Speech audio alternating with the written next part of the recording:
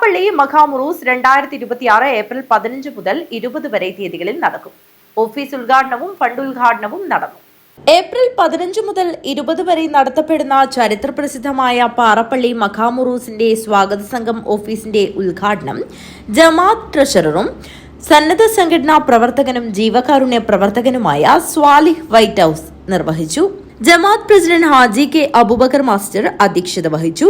പ്രാർത്ഥനയും മുഖ്യപ്രഭാഷണവും ജമാഅത്ത് ഖത്തീബ് മുനീർ ഫൈസി ഇർഫാനി നടത്തി. വലിയ സംഖ്യയാണ്. അൽഹംദുലില്ലാ, രണ്ട് വ്യക്തികൾ, നമുക്ക് വേണ്ടപ്പെട്ട രണ്ട് വ്യക്തികൾ. ഇനിയും ഈ മാതൃക മറ്റുള്ളവരും ഇതൊക്കെ കണ്ടുകൊണ്ട് നമ്മുടെ ഉറൂസിൻ്റെ വിജയത്തിന് വേണ്ടി സാമ്പത്തികമായും ശാരീരികമായും മാനസികമായും എല്ലാ നിലക്കുമുള്ള പ്രവർത്തനങ്ങൾ നടത്താൻ സന്നദ്ധരാവണം. അല്ലാഹു സുബ്ഹാനഹു തആല തൗഫീഖ് നൽകി അനുഗ്രഹിക്കട്ടെ. രണ്ട് വാക്ക് എന്ന് പറയുമ്പോൾ, നമുക്ക് നമ്മുടെ നാട്ടിൽ നമ്മുടെ പ്രവാചകൻ നമ്മുടെ നാട്ടിലില്ല എന്ന് പറഞ്ഞാൽ ഹബീബായ നബി തങ്ങൾ മദീനയിൽ കടന്നുപോയാണ്. സിദ്ദീഖ് റളിയല്ലാഹു അൻഹു നമ്മുടെ നാട്ടിലില്ല, ഉമർ റളിയല്ലാഹു അൻഹു നമ്മുടെ നാട്ടിലില്ല, അലി റളിയല്ലാഹു അൻഹു ഇല്ല. അങ്ങനെയുള്ള പ്രശസ്തരായ സ്വഹാബികളില്ല. പക്ഷേ അവരിൽ നിന്ന് പ്രകാശം ഏറ്റ് കരസ്ഥമാക്കി നമ്മിലേക്ക് പ്രകാശം എത്തിച്ച അള്ളാഹുവിൻ്റെ മഹാന്മാരെ നാം എപ്പോഴും ബഹുമാനിക്കണം, ആദരിക്കണം. അതുമായി ബന്ധപ്പെട്ടുള്ള ദീനീ പ്രവർത്തനങ്ങൾ നടത്തണം.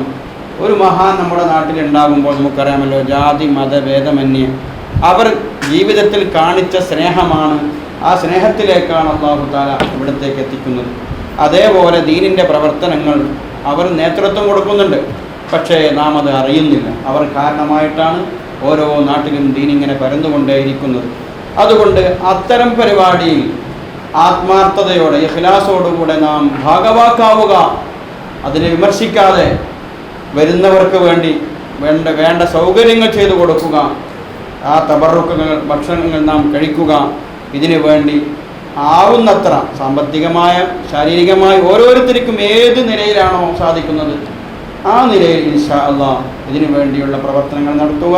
ഉറൂസ് ആവശ്യത്തിലേക്കുള്ള ഫണ്ട് ഡോക്ടർ ആഷിഖ് അമ്പലത്തറ, ഷരീഫ് പാറപ്പള്ളി എന്നിവരിൽ നിന്ന് Uroos committee chairman K Abubakar Haji Kalichanpara സ്വീകരിച്ചു.